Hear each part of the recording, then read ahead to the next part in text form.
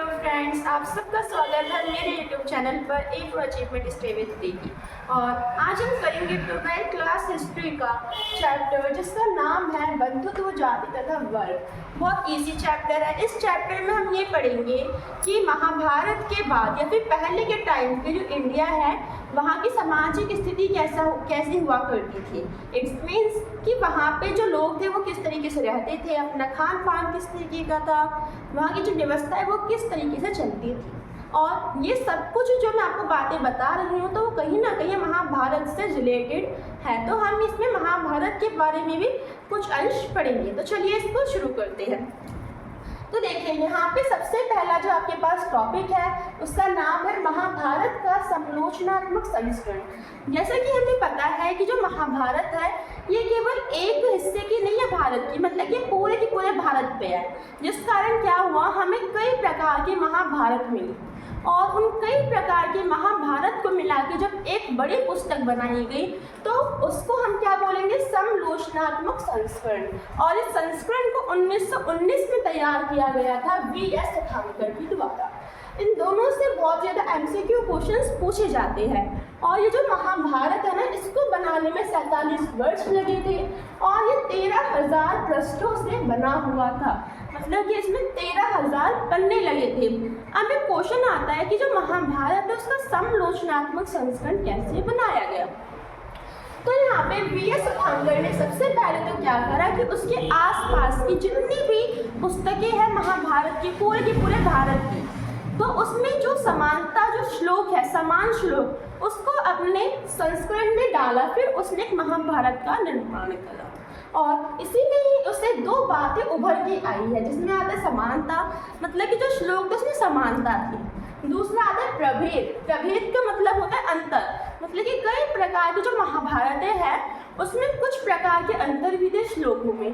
तो इस प्रकार से समलोचनात्मक संस्करण तैयार किया गया। अब हम क्या जानेंगे कि उस टाइम पे जो परिवार है वो किस प्रकार के हुआ करते थे, वहाँ पे व्यवस्था किस प्रकार की चलती थी। तो देखिए, तो वहाँ पे जो परिवार थे वो दोनों के दोनों तरीके के होते थे, संयुक्त भी और एकल भी। संयुक्त मतलब कि बिग फैमिली जिसमें हमारे दादा दादी हो गए, अंकल चाचा चाची, माता पिता सब कुछ, और एकल जिसमें माता पिता भाई बहन बस।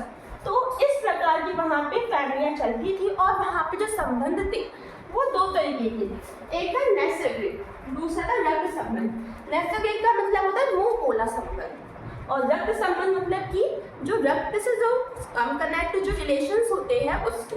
हम बात है कि वहाँ पे पितृवंशिका चलती थी।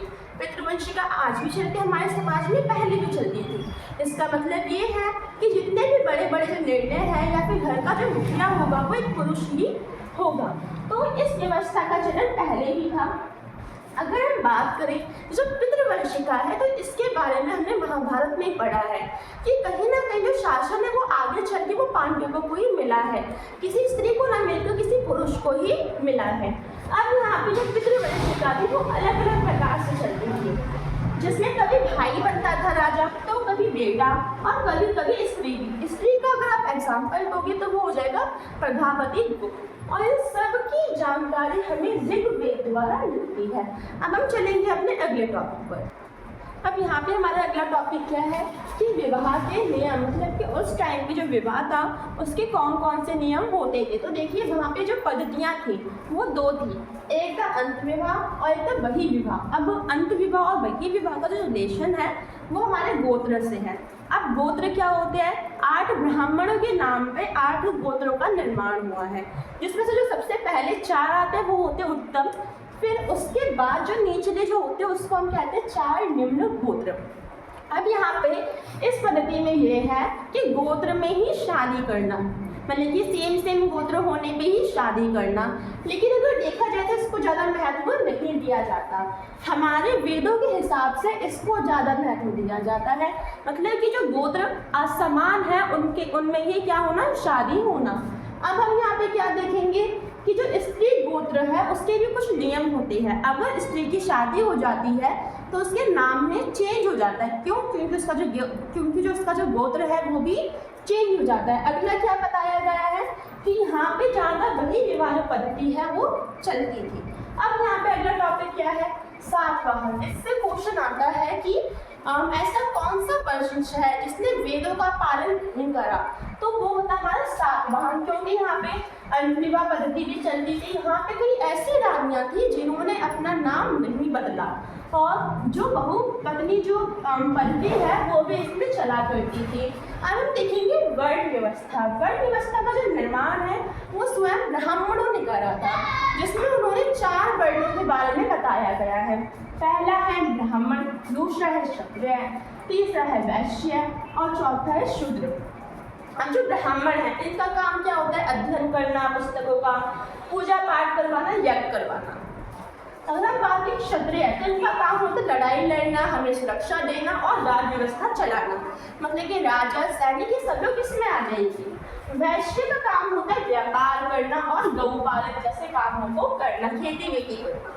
अगर हम बात करें शूद्रों की, तो जो शूद्र है ना ये इन तीनों की सेवा करती है। अब हम आगे बढ़ेंगे कि इस वर्ण व्यवस्था को अपनाने के लिए कौन कौन सी पद्धतियों का इस्तेमाल किया गया। तो चलिए अब हम चलते हैं अपने अगले टॉपिक पर, जिसका नाम है कि नियम पालन करने के लिए अपनाई गई विधियाँ। मतलब कि 4 वर्ण तो बना लिए, लेकिन अब ब्राह्मणों ने ऐसी कौन सी तरकीब सोची जिससे इस वर्ण व्यवस्था का पालन हो सका। तो यहाँ पे 3 तरकीबें आती हैं, इसमें फर्स्ट, सेकंड, थर्ड। पहले है कि ये लोग राजा के पास गए, राजा से इन्होंने बोला कि हमें 4 इस प्रकार के वर्ण बनाए। उन्होंने बोला कि आपको इसका पालन करवाना है, तो राजा के द्वारा क्या हुआ, उसका अनुसरण हुआ। फिर सेकंड क्या है कि जन्म के आधार पे, मतलब कि जो लोग हैं उनको जन्म के आधार पे बताया गया कि तुम इस जाति के हो, तुम इस जाति के हो। उन्हें बचपन से ही ये समझाया गया कि हमारा जो वर्ण है या फिर हमारा जो कार्य है ये है। उसके बाद क्या हुआ, इन्होंने वर्ण व्यवस्था बनाई। वर्ण व्यवस्था वही व्यवस्था जिसमें 4 प्रकार के वर्ण थे और उसमें उनके कार्यों का डिवीजन था।